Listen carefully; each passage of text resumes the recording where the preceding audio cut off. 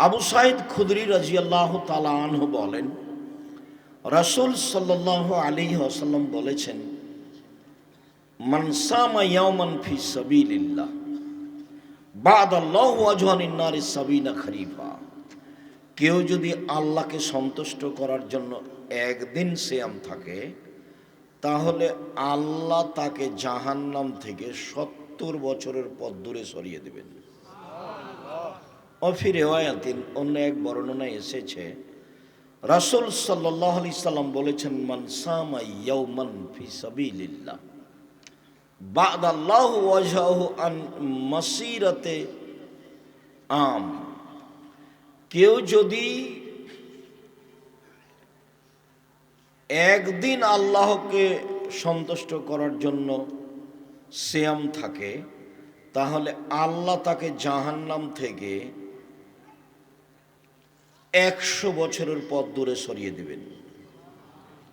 অন্য এক বর্ণনায় এসেছে, মান সামা ইয়াওমান ফি সাবিলিল্লাহ জাআলাল্লাহু বাইনাহু ওয়া বাইনান নারি খান্দাক কামা বাইনাস সামাই ওয়াল আরজ।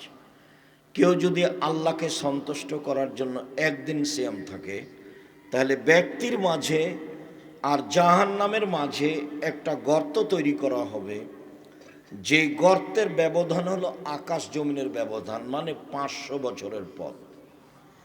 তিনটা হাদিসের সমন্বয়ে বলি, একদিন সিয়াম থাকলে জাহান্নাম সরে যাবে আপনার থেকে ৭০ বছরের পথ। ২, একদিন সিয়াম থাকলে আপনি সরে যাবেন জাহান্নাম থেকে ১০০ বছরের পথ। ৩, একদিন সিয়াম থাকলে আল্লাহ আপনাকে জাহান্নাম থেকে সরিয়ে দিবে ৫০০ বছরের পথ। সব মিলে ফলাফল কি? সব মিলে যে সিয়াম থাকবে সে জান্নাত পাবেই। সিয়ামের বিনিময় জান্নাত। যদিও ইবাদতের জগতে সবচেয়ে শক্তিশালী, ক্ষমতাধর, পাওয়ারফুল ভিন্ন ধরনের ইবাদত হলো দান। দানই একটা থেকে আরেকটা ঘটাতে পারে যা অন্যান্য ইবাদত পারে না। সালাত আদায় করে জান্নাত পাওয়া যায়, জান্নাত কিনা যায় না।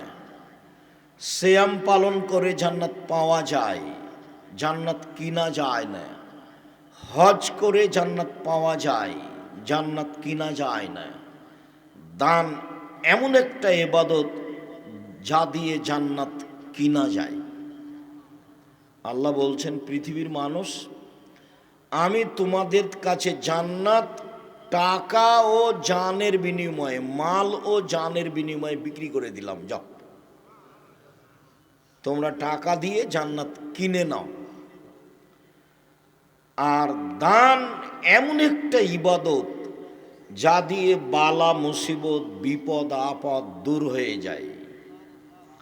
দান এমন একটা ইবাদত যা দিয়ে কবরের শাস্তি বন্ধ হয়ে যায়।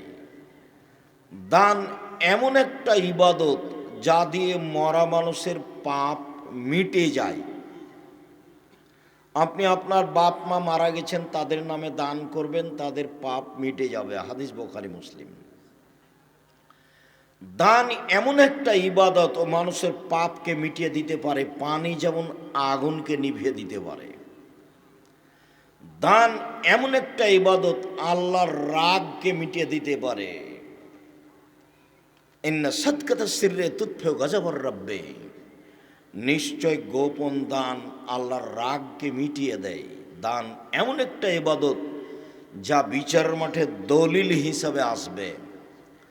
দান এমন একটা ইবাদত বিচারের মাঠে আপনাকে ছায়া করার জন্য আসবে।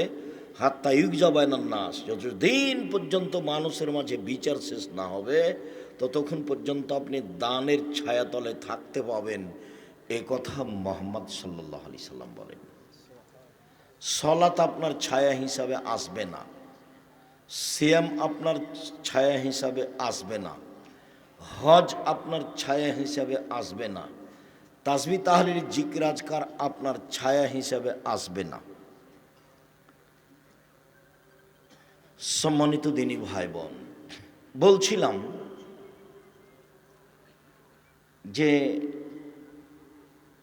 মানুষ এমন পশু প্রাণী হয়ে গেল, গরু ছাগল হয়ে গেল, নিম্ন শ্রেণীর মানুষ হয়ে গেল, দল সংগঠন নিয়ে এমনভাবে ব্যস্ত হয়ে গেল, একজন আর একজনকে মানুষই মনে করে না। চাঁদাবাজি, রাহাজানি, অন্যায়, অবিচার, লুটতরাজ, মারামারি, জুলুম, নির্যাতন, জেলহাজত, দাঙ্গামা হাঙ্গামা দিয়ে সমাজ একবারে পরিপূর্ণ করে ফেলছে। এই যে বহু ছেলেগুলো এখানে বসে আছে, ওই যে ঘুরে বেড়াচ্ছে দোকানে দোকানে পশু প্রাণীর মতো, কষ্ট নেয় না। এই ছেলে, তুমি ওখানে দোকানের সামনে দাঁড়িয়ে আছো কেন? জবাব আমি দিব? তোমার বাপ দিবে? তোমার বাপ তোমাকে জন্ম দিয়েছে বেটা, আমি জবাব দিব কেন?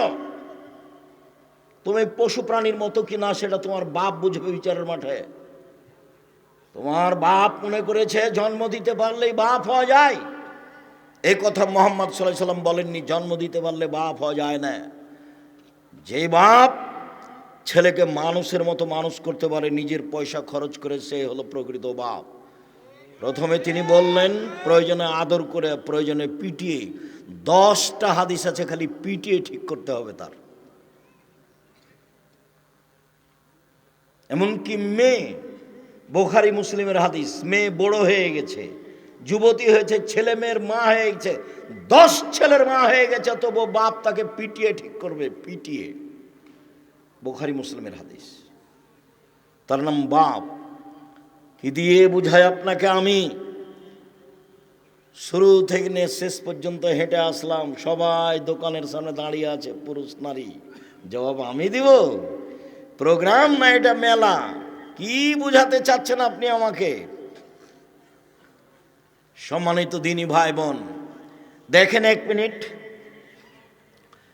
পিটিয়ে পূর্ণ যুবতী মেয়ে, বিবাহ হয়ে গেছে, বাপে পিটিয়ে দিচ্ছে। দেখেন, আয়েশা রাদিয়াল্লাহু তাআলা আনহা বলেন, আমরা এক সফরে ছিলাম, যুদ্ধে, বাড়ি ফিরে আসছি, হঠাৎ করে আমার গলার হারটা হারিয়ে গেল, খুঁজে পাই না। সলাতের সময় হয়ে গেছে, পানি নেই, অজু করতে পারি না, সলাত আদায় করতে পারি না। জনগণ এমন বিপদে পড়ল, জনগণ আমার আব্বাকে গিয়ে বলল, আপনি কি জানেন আপনার মেয়ে কি করেছে? কি করেছে? আপনার মেয়ে গলার হার হারিয়েছে, তো খুঁজে তো পাওয়া যাচ্ছে না, আমরা তো এখান থেকে যেতে পারছি না, আমরা তো আটকা পড়ে গেলাম, এখানে পানি নেই, অজুও করতে পারি না, যেতেও পারি না, কি করা যায়? এই কথা শুনে আবু বকর সিদ্দিক রাদিয়াল্লাহু তাআলা আসছেন মেয়ের কাছে। যখন তিনি মেয়ের কাছে আসলেন, আয়েশা রাদিয়াল্লাহু তাআলা আনহা বলেন, তখন আমার স্বামী আমার উরু রানের উপরে মাথা দিয়ে ঘুমিয়েছিলেন। ফাল্লাকাজানি লাকজাতান শাদীদা, তিনি খুব জোরে আমাকে মারলেন এই কোমরের উপরে, এত জোরে মারলেন তাতে আমি আঁচ করলাম। আমার স্বামী আমার উরু রানের উপরে শুয়ে ঘুমিয়ে না থাকলে মাথা দিয়ে আমি মায়ের কারণে দূরে সরে যেতাম, আমি নিজেকে খুব সামলানোর চেষ্টা করলাম। কথাটি বোঝানোর আগে আবার বলি একটা কথা, এটা আরব দেশ। আমাদের দেশে যদি শ্বশুর মেয়ে জামাইয়ের ঘরে গিয়ে দেখে যে মেয়ের উরু রানের উপরে মাথা দিয়ে জামাই ঘুমিয়ে আছে, তাহলে কি শ্বশুর ওইদিকে যাবে না এভাবে ঘুরবে? বুঝতে পারলেন না মনে হয়? এইভাবে উল্টা ঘুরবে না? আমাদের দেশের গতিবিধিতে ওইদিকে যাবে না, পাল্টা এদিকে ঘুরবে। তো এই পরিবেশকে আবু বকর সিদ্দিক রাদিয়াল্লাহু তাআলা কিছুই মনে করলেন না, তিনি গিয়েই মেয়েকে মেরে দিলেন এই সময়ে। তো এবার বুঝেন, একেবারে আদম থেকে নিয়ে কিয়ামত পর্যন্ত নবী রাসূল ব্যতীত পৃথিবীতে সবচেয়ে দামি মানুষ হলেন আবু বকর সিদ্দিক রাদিয়াল্লাহু তাআলা। নবী রাসূল ব্যতীত আদম থেকে নিয়ে কিয়ামত পর্যন্ত সবচেয়ে দামি মানুষ আবু বকর সিদ্দিক রাদিয়াল্লাহু আনহু, ইনি মেরে দিলেন। হাওয়া থেকে নিয়ে কিয়ামত পর্যন্ত যত মহিলা এসেছে, যত মহিলা আছে, যত মহিলা আসবে, সবার চেয়ে দামি হলেন আয়েশা রাদিয়াল্লাহু তাআলা আনহা, তাকে মেরে দিলেন। আর যার সামনে মারলেন ইনি হচ্ছেন জামাই। আদম থেকে নিয়ে কিয়ামত পর্যন্ত নবী রাসূল জনগণ নির্বিশেষে সবার চেয়ে দামি। আদম আলাইহিস সালামের চেয়ে দামি, ইব্রাহিম আলাইহিস সালামের চেয়ে দামি, পৃথিবীতে সবার চেয়ে দামি মানুষ মুহাম্মদ সাল্লাল্লাহু আলাইহি সাল্লাম, তার সামনে মেরে দিলেন। এবার তাহলে বুঝেন, সবচেয়ে বড় মানুষে মারলেন, সবচেয়ে বড় মহিলাকে মারলেন, সবচেয়ে বড় মানুষের সামনে মারলেন, বিবাহিতা মেয়েকে মারলেন, জামাইয়ের সামনে মারলেন, পূর্ণ যুবতী মেয়েকে মারলেন, হাত দিয়ে মারলেন, খোলা মাঠে মারলেন, 1400 মানুষের সামনে মারলেন। সবচেয়ে বড় মানুষে মারলেন, সবচেয়ে বড় মহিলাকে মারলেন, সবচেয়ে বড় মানুষের সামনে মারলেন, পূর্ণ যুবতী মেয়েকে মারলেন, বিবাহদারী মেয়েকে মারলেন, জামাইয়ের সামনে মারলেন, হাত দিয়ে মারলেন, দিন দুপুরে মারলেন, খোলা মাঠে মারলেন, 1400 মানুষের সামনে মারলেন। এত বড় মানুষে, এত বড় বেটিকে এত বড় মানুষের সামনে খোলা মাঠে মেরে দিলে খেয়াল করতে পারেননি সেই জন্য। আর আপনার মেয়েটা জোহর থেকে এখানে ঢং ঢং করে ঘুরছে, আপনি তার খোঁজও নিতে পারেন না। আপনি আবার বাপ, ছি, ফু ফু। আপনার মতো বাপের প্রয়োজন আমি মনে করি না। 519 জন এতিম অসহায় আছে জামিয়া সালাফিয়ায়, দেশের সবচেয়ে বড় প্রতিষ্ঠান, আলহামদুলিল্লাহ সবচেয়ে বড়। 519 জন খালি এতিম অসহায় আছে। আপনি মারা গেলে কালকে আবার যদি 500 মেয়ে যায় ওখানে, ছেলে যায়, সমস্যা নেই, চলবে ইনশাআল্লাহ। আপনার মতো বাপ আমি বেঁচে থাকা চাইনি। বাপ এই যে দেখেন কেমন, এই যে বুখারী মুসলিমের হাদিস যেটা দেখালাম আপনাকে, বুঝতে পারলেন না মনে হয়? এরই নাম বাপ। জবাব আমি দিব। আমি তো কষ্ট করে এখানে এসেছি, আর আপনি দোকানপাটে এভাবে আড্ডা পিটছেন, আপনার ছেলে আড্ডা পিটছে, আর নির্বাচনের নাম দিয়ে একটা সিগারেটের তালে কি যে করছে আল্লাহ সামাদ। কার বদনাম, কার গিবাত, কাকে মারে, কাকে ধরে, কি করে না করে কোনো হিসাব নাই। মানুষ আর মানুষ হয়ে নেই। তবে যারা নির্বাচন পদ্ধতি করেছে তারা এগুলো জানে না। অবাক হয়ে গেলাম আমি 22শে ডিসেম্বর থেকে নিয়ে 11ই জানুয়ারি পর্যন্ত লন্ডনে থাকলাম। আমি মেন লন্ডন থেকে সারা দেশে বহু জায়গায় গেলাম। ট্রেনে গেছি, বিমানে গেছি, বাসে গেছি, প্রাইভেট কারে গেছি। সাথে সাথে সিঙ্গাপুর থেকে লন্ডন পৌঁছিতে সিঙ্গাপুর এয়ারলাইন্সকে 14 ঘন্টা লাগে, 14 ঘন্টা। আবার আসতে 14 ঘন্টা লাগলো। আমি 14 ঘন্টা থাকলাম বিমানে। সব প্যাসেঞ্জার ইহুদি খ্রিস্টান। আমি কোনো জায়গাতে দেখলাম না যে তারা গান বাজনা নিয়ে ব্যস্ত আছে। কারো হাতে আমি গান বাজনা দেখলাম না। তারা বই পড়ছে, আর না হলে মোবাইলে কোনো পড়াশোনা করছে, আর না হলে কোনো কিছু করছে। 2-1 জায়গাতে মনে হচ্ছে যে নাটক হতে পারে। আমি পুরো বিমানটা 2-3 বার হেঁটে দেখেছি। এদের অবস্থা কি? এই দীর্ঘ লম্বা সময়ে কোনো জায়গাতে 2 জন লোক বসে গল্প করছে, এইটা আমার চোখে পড়েনি। দেখেন আপনি, ওই যে এখনই আসছিলাম তখন একটা দোকানে 7-8 জন বসে গল্প করছে। হয়তো বা ওখানে টিভি আছে কিনা আমি খেয়াল করতে পারলাম না, গাড়িতে ছিলাম তো। টিভি থাকতে পারে। ল্যাংটা মেয়ে আসছে আর 8-10 জন মিলে দোকানে বসে গল্প জমাচ্ছে। মানুষ না পশু? বুঝেও বুঝে না ওরা, অন্তর আছে বুঝে না, দেখেও দেখে না ওরা, চক্ষু আছে দেখে না, শোনেও শোনে না ওরা, কান আছে শোনে না। উলাইকা কালানাম, তারা পশু প্রাণীর মতো, তারা গরু ছাগলের মতো, তারা কুকুর শ্রীগের মতো, বালহু মাজাল, বরং তার চেয়ে খারাপ। আমি এ কথা বলিনি, এ কথা আল্লাহ বলছে। কি বুঝাতে চান আপনি আমাকে? ছেলে তো আপনার, মেয়ে তো আপনার, জবাব আপনার। উপার্জনের চারটা পথ, বেঁচে থাকার চারটা পথ: 1, 5 ওয়াক্ত সালাত; 2, হালাল রুজি; 3, কোরআন তেলাওয়াত; 4, আড্ডা পিটা চিরদিনের জন্য হারাম, জান্নাত হবে ইনশাল্লাহ। আড্ডা পিটা দুই ধরনের, একটা হলো বড় মোবাইলে ল্যাংটা মেয়ে দেখে ঘন্টার ঘন্টা কাটানো, এ হলো একটা আড্ডা পিটা। আর আড্ডা পিটা আর একটা হলো এই যে দোকানে বসে গল্প জমাচ্ছেন 6 জন 5 জন 10 জন মিলে, চলছে রাত 2টা 1টা পর্যন্ত, পশু প্রাণীর মতো, গরু ছাগলের মতো, ইতর শ্রেণীর মানুষের মতো। এ হলো আর একটা আড্ডা পিটা। আড্ডা পিটা চিরদিনের জন্য হারাম। এশার সালাতের পরে এখানে কেউ জেগে থাকতে পারবে না, বাড়িতে কারফিউ জারি থাকবে, 44 দ্বারা জারি থাকবে, প্রেসিডেন্ট আইয়ুবের মার্শাল্লাহ, কেউ বাইরে যেতে পারবে না। এর নাম বাপ। এই কোথায় গেছিলি, পিঠের চামড়া তুলে দেবো, তার নাম বাপ।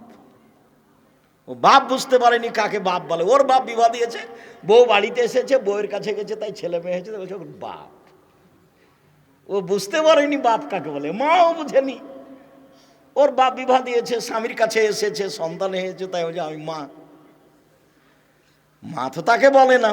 দেখেন প্রায় সব মোবাইলে আছে, বহু জায়গাতে আমি বলেছি যে মা কাকে বলে।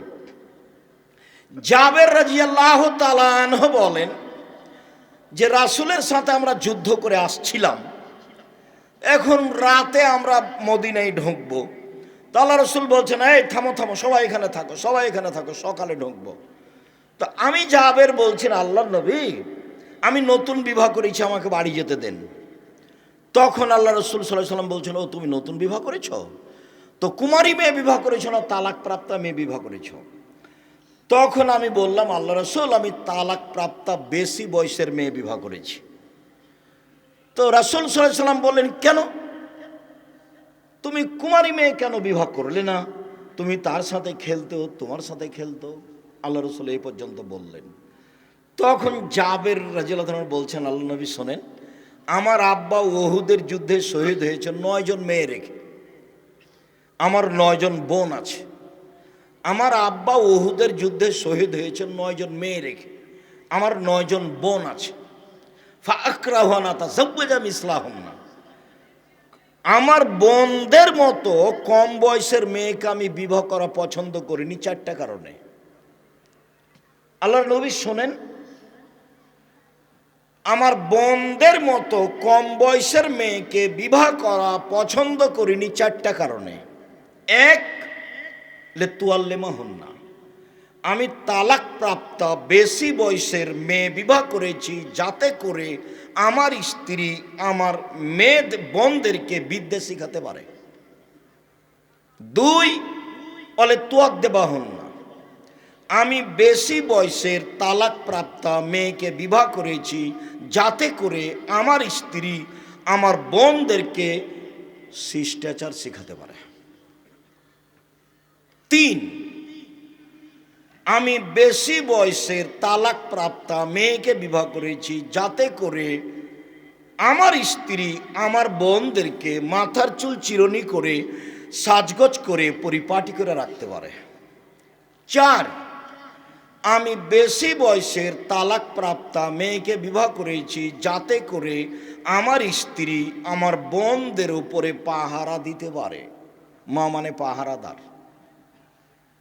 তো এখন জিনিস কিনছে, ও কি হিন্দুর মেয়ে নাকি?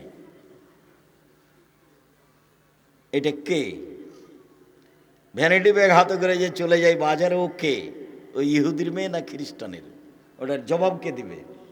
এই যে দেখেন মা কাকে বলে, ও আপনার স্ত্রীর মা আছে। এই জন্য নিরুপায় হয়ে আমি আপনার মেয়েকে বলেছি, এই মেয়ে, তোমার মাকে খালা বলে ডাকবা, ওটা তোমার মা নয়। মা মানে 4টে জিনিস, এই ছেলে মনে রাখতে পারবে না। এক, মা মানে বাচ্চাদের বিদ্যা শিখাবে। দুই, মা মানে বাচ্চাদের শিষ্টাচার শিখাবে। তুমি বলো তো, একটা ছেলে, তুমি তো ক্লাস 10-এ পড়ো, তোমাকেই বলি আমি, তুমি বলো যে আমরা এখানে বক্তব্য দিচ্ছি, ওখানেও দোকানে আড্ডা পিটছে, এটা কোন শিষ্টাচার? বলো, এটা কোন শিষ্টাচার? এশার সলাতের পরে মুরব্বীরা মাথায় টুপি দিয়ে দোকানে বসে এর বদনাম করছে, বলো তো এটা কোন শিষ্টাচার? দলের নাম দিয়ে তোমরা মিছিল করছো আর বলছো অমুকের চরিত্র ফুলের মতো পবিত্র, আর তুমি একজনকে একবার জান্নাতে ঢুকিয়ে দিচ্ছ, বলো তো এটা কোন শিষ্টাচার? বিগত বছর চাঁপাইনবাবগঞ্জ কানসাটে একদিন প্রোগ্রামে গেছি, তা আমাকে বলছেন যে আপনি আমাদের নেত্রীর জন্য দোয়া করবেন। তা আমি অবাক হয়ে গেলাম। আমি বললাম, দুঃখিত, আপনার কথায় আমি অবাক হয়ে গেলাম। আমি জাতির কাছে কোনোদিন বিক্রি হইনি, আপনার কাছে বিক্রি হতে হবে এরকম হিসাব আমার মাথাতে নেই। আমি মুসলিম পুরুষ নারীর জন্য দোয়া করি। আপনি যেভাবে বলেছেন সেভাবে আমার দেহে শ্বাস থাকাকালীন সম্ভব নয়। বলেন কি? আপনাদের নেত্রীর বয়স 45 মিনিট। যারা যত বড় জালেম হবে তার সময় তত কম হবে। ফেরাউনের বয়স ছিল মাত্র 2-3 মিনিট। ফেরাউন ডুবলো, ডুবলো, ডুবলো, ডুবলো, ডুবলো, এগেছে 2-3 মিনিট। আর আদ সামুদের বয়স সময় ছিল হাফ মিনিট, 30 সেকেন্ড, 20 সেকেন্ড, বিদ্যুৎ, তারপর নাই, আদ সামুদ নেই। আল্লাহ বলছেন আদ সামুদ এত ক্ষমতাধর ছিল, এত ক্ষমতাধর ছিল, লাম ইউখলাক মিসলুহা ফিল বিলাদ, পৃথিবীর মাটিতে আমি অত শক্তিশালী জাতি কখনো কোনোদিন সৃষ্টি করিনি। ফেরাউনকে আল্লাহ বহুবার বলেছেন, ফেরাউন মনে রেখো, তোমার পূর্বে যারা ছিল তারা অর্থ সম্পদে তোমাদের চেয়ে বেশি ছিল। তোমাদের পূর্বে যারা ছিল তারা জমিনে স্মৃতি নির্মাণে বেশি ক্ষমতাধর ছিল। তাদের ক্ষমতা শারীরিক, তাদের ক্ষমতা আর্থিক, তাদের ক্ষমতা স্মৃতি নির্মাণে তোমাদের চেয়ে অনেক বেশি ছিল। যার কারণে আমার মনে হয় মিশরের পিরামিড ফেরাউন তৈরি করেনি, আদ সামুদ করেছে। একটা পাথরের ওজন 23 টন, একটা ক্রেন উঠাতে পারে 18 টন। তো 100-150 ফুট উপরে একটা পাথরকে, 23 টন ওজনের পাথরকে কেমনে উঠালো? কিভাবে হতে পারে? হয় কিভাবে? ক্ষমতা দেখায়ও না, দলীয় দাপট দেখায়ও না, মানুষকে অপমান করো না, মানুষকে জেল হাজতে দিও না, মানুষের জমি দখল করো না, চাঁদাবাজি করো না। ইতর শ্রেণীর মানুষ চাঁদাবাজি করো কেন বেটা? চাঁদাবাজি করো কেন? বাংলাদেশের লোক বলছে এখন বিবাহ করলে চাঁদা দেওয়া লাগবে, আর কিছু কিছু ছেলে বলছে ওরা এতদিন যাবৎ চাঁদাবাজি করেছে, আমরা করব না। তাহলে ওরাও গরু ছাগল, তুমিও গরু ছাগল, ওরাও পশু প্রাণী। বুঝেও বুঝে না ওরা, অন্তর আছে বুঝে না, দেখেও দেখে না ওরা, চক্ষু আছে দেখে না, দেখা দরকার। শোনেও শোনে না ওরা, কান আছে শোনে না। উলাইকা কালানাম, তারা পশু প্রাণীর মতো, তারা গরু ছাগলের মতো, তারা কুকুর শিলের মতো, ভালো মাজাল বরং তার চেয়ে খারাপ। বাপ বেটা ভিক্ষা করে খাওয়া, চাঁদাবাজি করো কেন? আচ্ছা, শয়তানি করো কেন?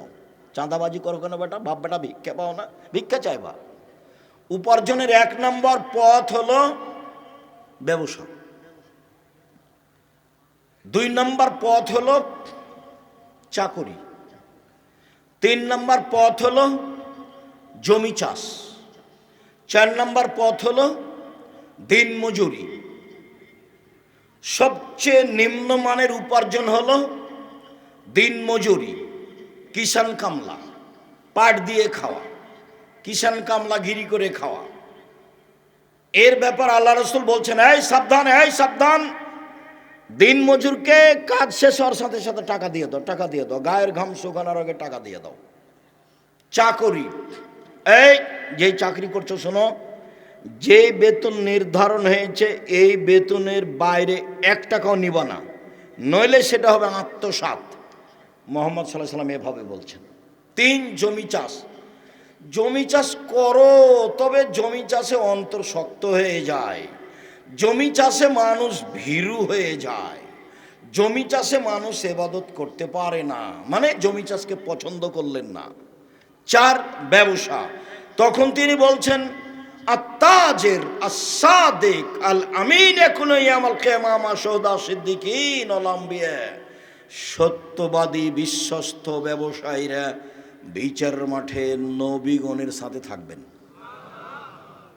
অথচ নবীগণের সাথে, নবীর সাথে একজন সাহাবী থাকতে চেয়েছিলেন, হয়নি। মনে পড়ে না? কতদিন বললাম না, মনে পড়ে না? আমি বলে দিই। রাতে একজন সাহাবী বলছেন যে আমি রাসূলের কাছে অজুর পানি আর মেশক নিয়ে এসেছি, আমরা রাতে আছি, রাসূলের সাথে আছি, তো আমি রাতের এক পর্যায়ে অজুর পানি আর মেশক নিয়ে এসেছি। তো আল্লাহ রাসূল এটা দেখে খুশি হয়ে গেছেন, বাহ তোমার তো বুদ্ধি আছে, ভালোই তো, ঠিক আছে ঠিক আছে, সালমাস এটা চাও, চাও কিছু চাও, কি চাও চাও, আমি খুব খুশি হয়েছি, যা চাইবা তাই দিয়ে দেবো। তখন সাহাবী বলছেন আসআলুকা মুরাফাতাকা ফিল জান্নাহ, আপনার সাথে জান্নাতে থাকতে চাই। যেমন বলা তেমন উত্তর, চাও চাও কিছু চাও, খুব খুশি আমি, চাও, বলছে আপনার সাথে জান্নাতে থাকতে চাই। তখন আল্লাহ রাসূল বলছেন আওয়া গায়রা জালিক, না না না না না, এটা নয় এটা নয়, অন্য কিছু চাও, অন্য কিছু চাও। তখন সাহাবী বলছেন হোয়া জাকা, ওটাই চাই, ওটাই চাই। তখন আল্লাহ রাসূল বলছেন দেখো ইন্নী বিকাসরাতি সুজুদ আলা নাফসিক, তুমি একটু আমাকে সাহায্য করো বেশি বেশি সিজদা করে, তাহাজ্জুদ পড়ো, তাহলে আমি কাউকে এমনি পাশে নিয়ে থাকতে পারবো না, একটু বেশি বেশি করে তাহাজ্জুদ পড়ো, সিজদা করো বেশি, আমি চেষ্টা করব তোমাকে সাথে নিয়ে থাকার। লোকটাকে নিজে বললেন চাও চাও চাও কিছু চাও। তো সাহাবী বললেন কি আর চাইবো, আপনার সাথে থাকতে চাই। না না না না এটা না, অন্য কিছু চাও, অন্য কিছু চাও, ওটাই চাই। তখন বলছেন যে তাহাজ্জুদ পড়ো, না হলে নিয়ে থাকতে পারবো না, বিচারের মাঠে আপনাকে জান্নাতে আমি পাশে নিয়ে থাকতে পারবো না। আর এখন বলছেন সত্যবাদী বিশ্বস্ত ব্যবসায়ীরা বিচার মাঠে নবীদের সাথে থাকবেন। নেন এবার আর একটা শুনবেন।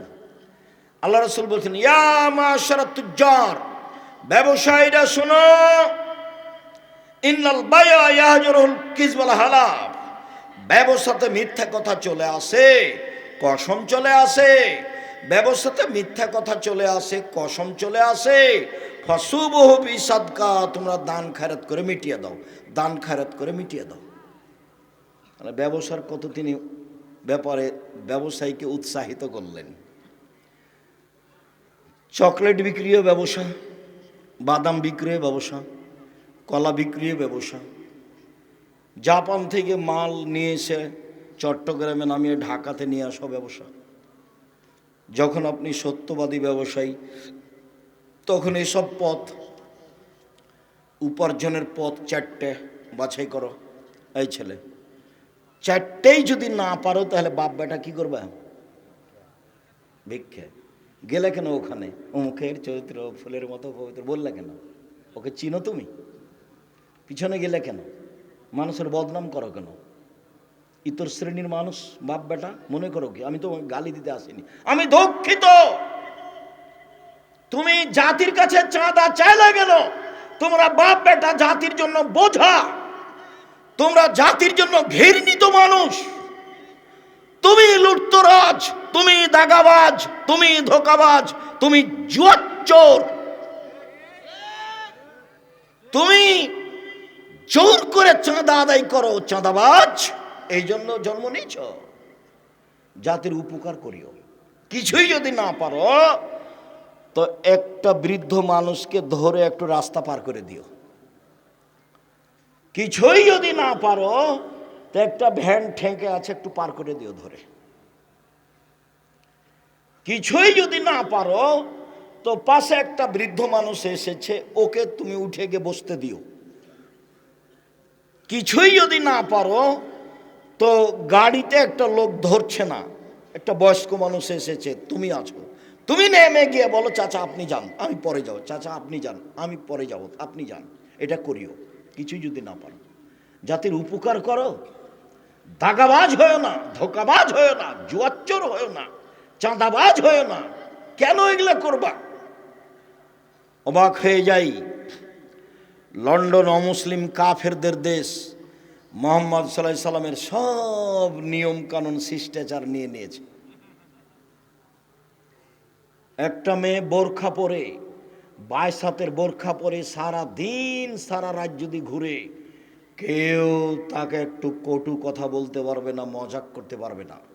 একটা মেয়ে যদি কাপড় ছাড়াই হাঁটে, গায়ে কাপড়ই না এমনি হাঁটছে, সারা দিন হাঁটলে কেউ তার দিকে বাঁকা চোখে তাকিয়ে কথা বলতে পারবে না।